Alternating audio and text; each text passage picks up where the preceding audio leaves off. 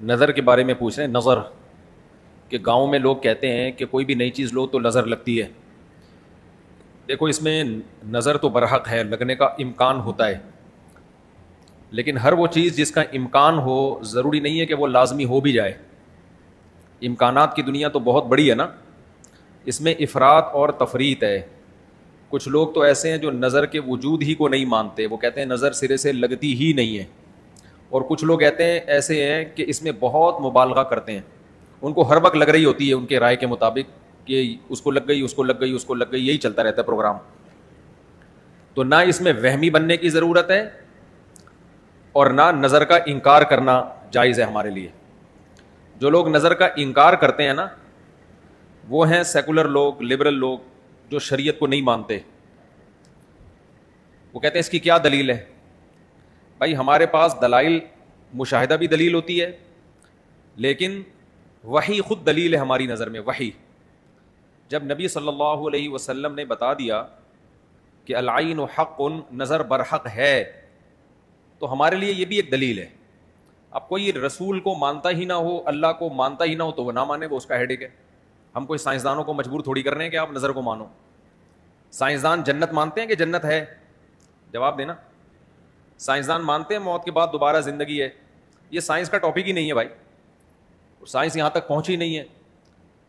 تو نظر تو برحق ہے, کوئی بھی اچھی چیز ہو, کوئی بھی بہت ہو, تو اس کا چانس ہوتا ہے کہ نظر لگ جائے.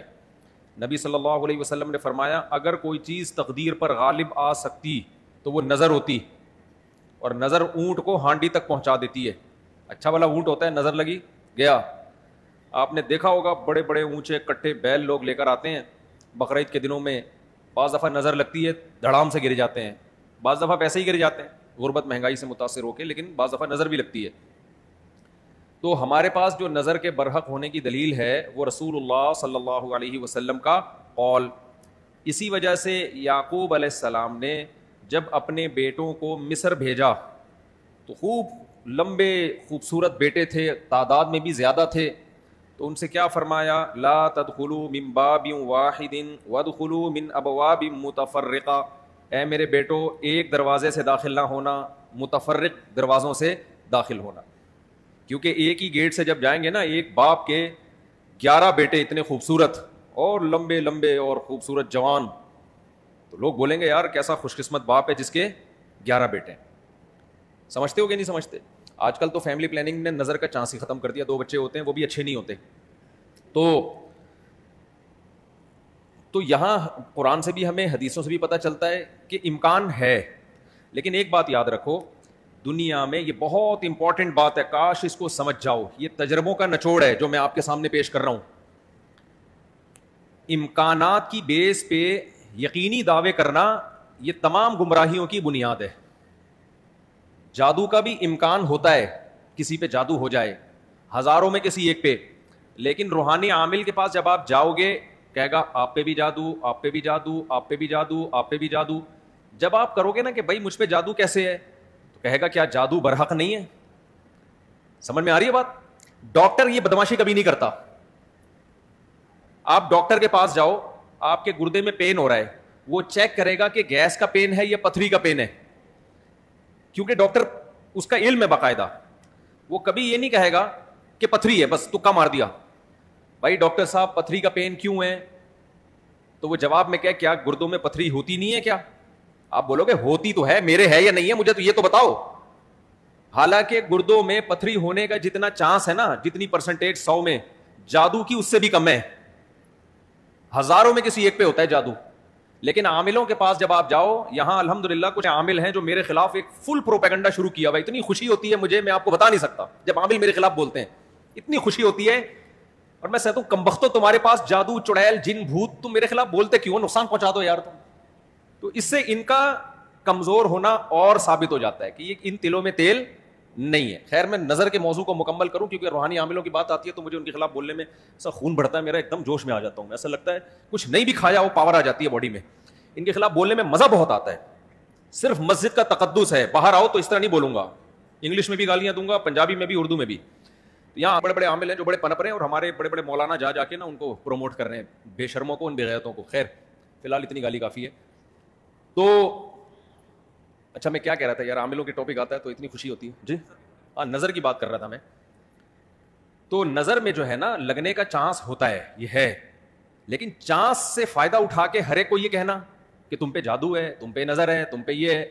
ڈاکٹر یہ کام نہیں کرتا. شوگر کا چانس ہوتا ہے آپ کو کہ شوگر ہے, لیکن یہ تو نہیں کہ ڈاکٹر جب تک کمپلیٹلی تحقیق نہ کر لے, ڈاکٹر نہیں کہے گا تمہیں شوگر ہے, تمہارے گردوں میں پتھری ہے, تمہارے پیٹ میں یہ مسئلہ ہے. حالانکہ امکانات تو ہوتے ہیں, لیکن آپ یہ جو ڈرامے باز لوگ ہیں نا روحانی عامل, ان کے پاس جاؤ گے نظر ہی لگی ہوئی ہے آپ کو, لازمی کیا لگی ہے, کیونکہ جب کسی کے پاس کوئی فن نہیں ہوتا, علم نہیں ہوتا, تو وہ سب کچھ جانتا ہے. پھر سمجھ رہے, ڈاکٹر کے پاس علم ہوتا ہے کڈنی کا, لہذا تحقیق کرے گا, 100 میں 2 کو کہہ دے گا تیرے گردے خراب ہیں. عاملوں کے پاس چونکہ جن چڑیل بھوت کا علم ہوتا ہی نہیں ہے, لہذا ہر ایک پر جن بھی ہے, چڑیل بھی ہے, اور بھوت بھی ہے, اور نظر بھی ہے, اور موکل بھی ہیں, اور ہمزاد بھی ہیں, اور پتہ نہیں کیا کیا ہے ڈرامے بازی. سمجھتے ہو؟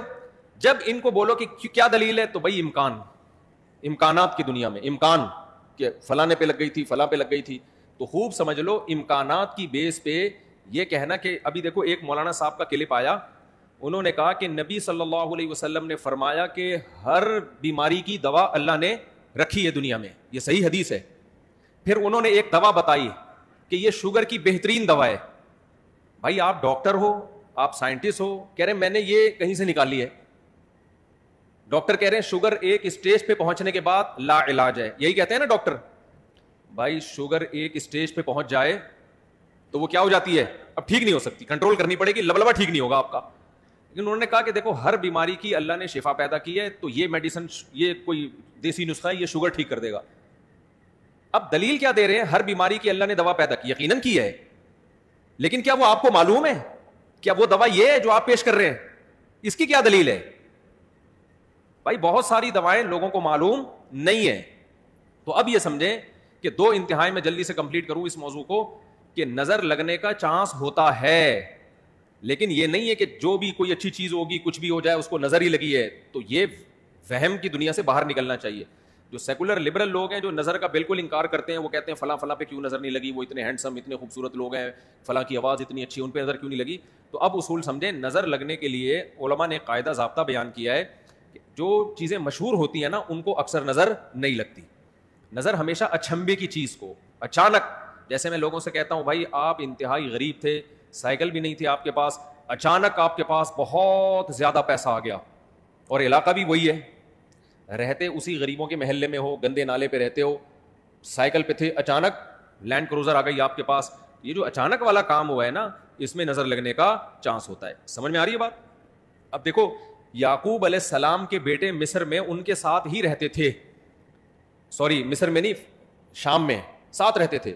وہاں یعقوب علیہ السلام نے نظر سے بچنے کا یہ والا اہتمام ہمارے علم میں نہیں ہے کہ بچوں کو کہو دروازے سے الگ الگ جایا کرو, ایک ہی دروازے سے. لیکن جب مصر جا رہے ہیں نا, اجنبی جگہ ہے, وہ لوگ یعقوب علیہ السلام کے بیٹوں سے مانوس نہیں ہیں. وہاں یعقوب علیہ السلام نے کہا کہ نئی جگہ پہ جا رہے ہو, اچانک اتنے بیٹے جب لوگ دیکھیں گے نا خوبصورت, وہاں چانس ہے. تو اس سے پتہ چلتا ہے کہ اپنی نعمت کو آہستہ آہستہ ایکسپوز کرنا چاہیے. سمجھتے ہو کہ نہیں سمجھتے؟ آہستہ آہستہ کیا کرنا چاہیے, پہلے پہلی ہو پھر دوسری, استغفر اللہ, یعنی آہستہ آہستہ. ایک کمارا آدمی جس کو کوئی رشتہ نہیں دے رہا, اچانک 4 بیویاں لے کے گھوم رہا ہے, تو چانس ہوتا ہے اس کے نظر لگنے کا. اس لیے ایک دم سے نہیں, تھوڑا تھوڑا آہستہ آہستہ, پہلے ایک پہلی ہوگی, دوسری میں کچھ پٹو گے, تھوڑی بےزتی ہوگی, تھوڑی عزت ہوگی, کچھ لڈو کچھ گالیاں مل جل کے, پھر تیسری. تو اس طرح کر کے چلانا, ٹھیک ہے. تو اچانک کوئی نعمت آتی ہے تو اس پہ نظر لگنے کا چانس ہوتا ہے. دوسری بات یہ ہے کہ نظر سے بچنے کے لیے جو نبی صلی اللہ علیہ وسلم نے دعائیں بتائی ہیں, ان دعاؤں کا اہتمام کرنا چاہیے. اعوذ بکلمات اللہ التامہ من کل شیطان وہامہ ومن کل عین لامہ, یہ دعا پڑھنی چاہیے. اور اپنی نعمت کا اظہار ان لوگوں کے سامنے کرنا چاہیے جو آپ سے محبت کرتے ہیں, وہ خوش ہوں گے. بعض دفعہ انسان دوسرے سے محبت کے دعوے کرتا ہے لیکن جیلس ہو جاتا ہے. وہ جب آپ اس کو بتاتے ہیں نا میرے پاس اتنا پیسہ, میری ارننگ اتنی ہو گئی, تو وہ اندر اندر سے جل رہا ہوتا ہے. تو حاسد کی نظر لگنے کا چانس زیادہ ہوتا ہے. سمجھتے ہو؟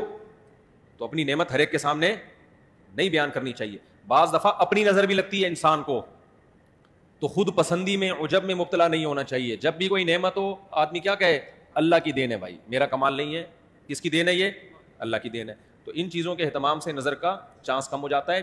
باقی عاملوں کے پاس نہ نظر کا کوئی علاج ہے سوائے مسمرزم کے, دماغ کو کنٹرول کر کے کچھ الٹی سیدھی چیزیں آپ کی کھوپڑی میں ڈال دیتے ہیں تو اس سے آپ سمجھتے ہو کہ میں ٹھیک ہو رہا ہوں. ٹھیک نہیں ہوتے, آپ مینٹلی تھوڑا سا کیا ہو جاتے ہو, مطمئن ہو جاتے ہو, اور ان کا اپنا دماغ بھی خراب ہوتا ہے, آپ کا بھی دماغ خراب کرتے ہیں. سمجھتے ہو؟